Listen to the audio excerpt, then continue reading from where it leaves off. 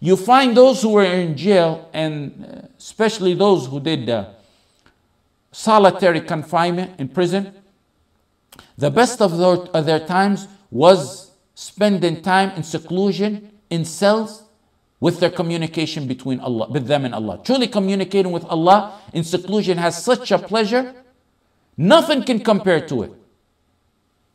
One who loves another loves to be alone with him. That's a fact. They want to be alone with him in a bedroom, in a house. One who truly loves Allah needs that time alone with Allah.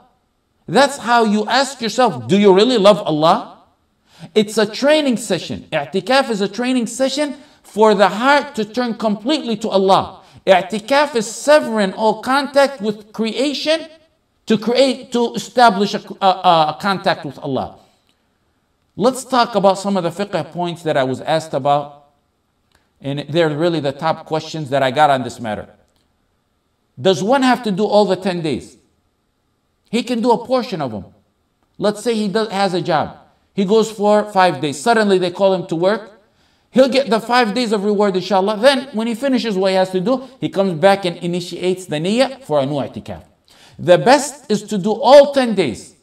But even if one does a few days, or even moments for a day, as we're going to say, even if it's short for 5 minutes, that's acceptable. As-Shafi'i said on this matter, you're your own amir, you're your own leader. It's what you choose. You can continue or you can leave it whenever you want. There's no sins in it. Ibn Hajar in Fath al-Bari said, as long as one did not do a nadhr, meaning a vow, he can break his i'tikaf and resume if he wishes. A vow, what we mean by a vow is if someone says, oh Allah, if you grant me this, I'm going to do 10 days of i'tikaf or 3 days of i'tikaf. If he does that vow, he must do the vow as the vow becomes a fard upon him. He must do as he says. What is the duration of i'tikaf? How much? The Hanabila, the minimum duration. The Hanabila said it's a portion of a day. Portion of a day is sufficient. Hanafiya said any time is sufficient. Shafi'iyya said the duration one spends in ruku', the length of a duration that one spends in ruku', like 2 minutes or 1 minute that you spend in ruku' or 3 minutes, that's sufficient a time for i'tikaf. Once you enter the masjid with the niyyah of i'tikaf, that's i'tikaf. It could be for 3 minutes, for 1 day, for 2 days, for a month.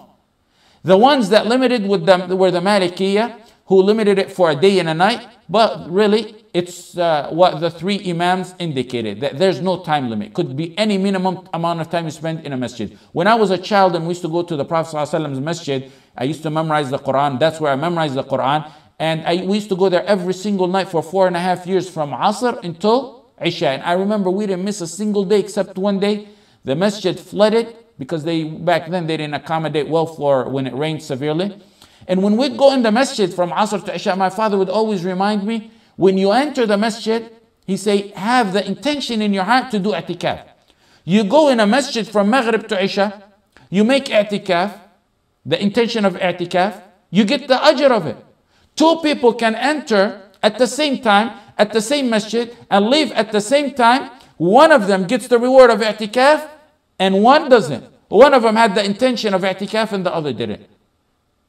However, to reap the full benefits of i'tikaf, that's when you go in seclusion and you sever yourself from the world.